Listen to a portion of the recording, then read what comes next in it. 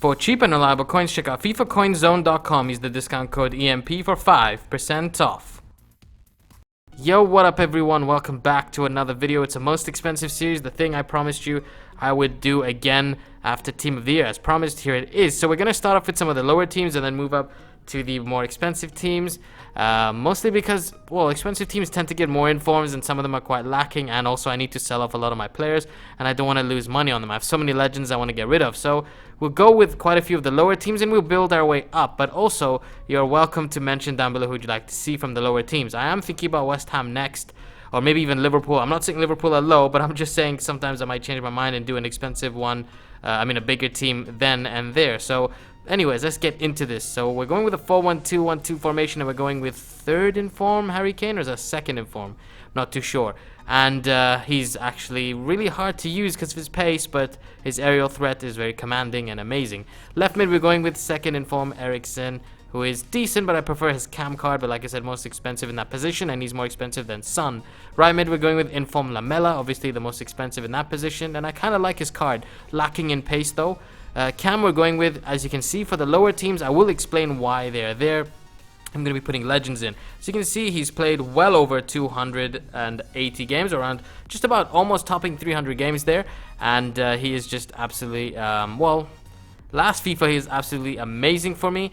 And this time you'll have to see. I'm not going to spoil anything for you. Next up we have Gary Lineker, and also I want to explain to you why he's there, and I might have some rules for how many legends I can put in, because some teams can literally have over a full team of legends, which would make no sense. So Gary Lineker takes the striker position. Basically I have a trident there of English players, Sheringham, Kane and Lineker. So left back we have Danny Rose, as you'd expect. Right back would be Kyle Walker, one of my favorite right backs when I use for my personal team. He's always there, sweaty player.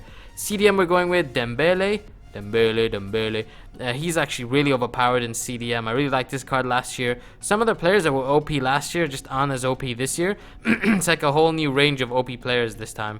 But yeah, left the two centre backs, we're going with Sol Campbell. Played a lot more games than I thought. I really didn't think he played that many for Spurs. It really blew my mind.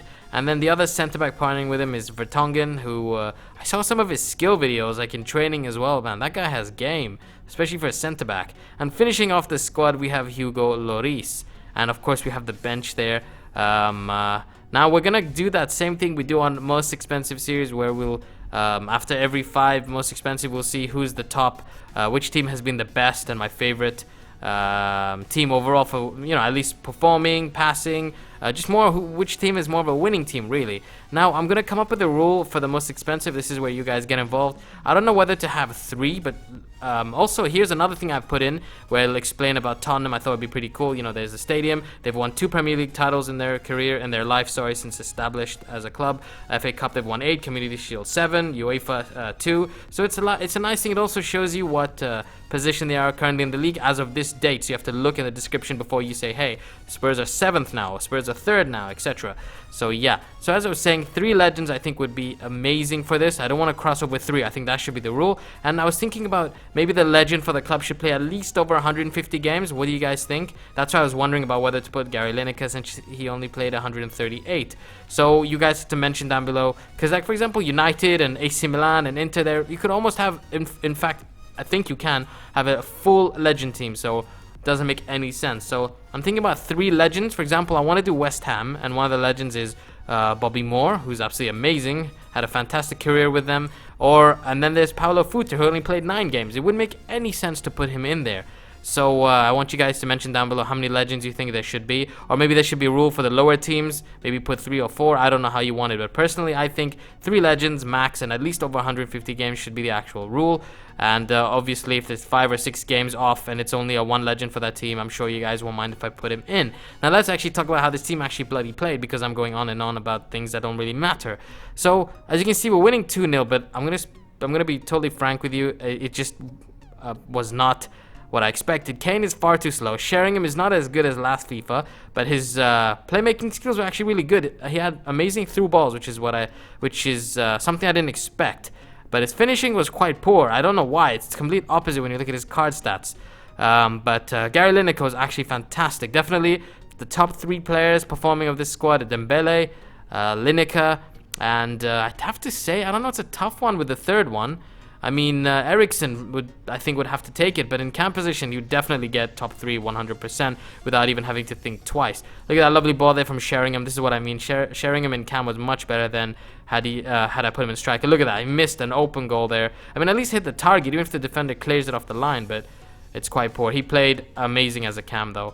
But, yeah, definitely not one of my best teams I've used so far. I definitely think, although I should mention that last year Arsenal was my favorite one out of all the most expensive I did, but I'm sure it'll be different this year. Tottenham Hotspurs, I don't know, what would I say? I'd probably give them a 7 out of 10 overall user rating, maybe 6.5. That's no disrespect to them. They're having actually a fantastic season, but on FIFA, I don't like them as a whole. But, yeah, to be frank, or to be Ben, I don't know what I'm trying to say, but yeah, it was a decent team. Not the best, but it was decent. On paper, it's actually really overpowered if it had the 3 legends in as well.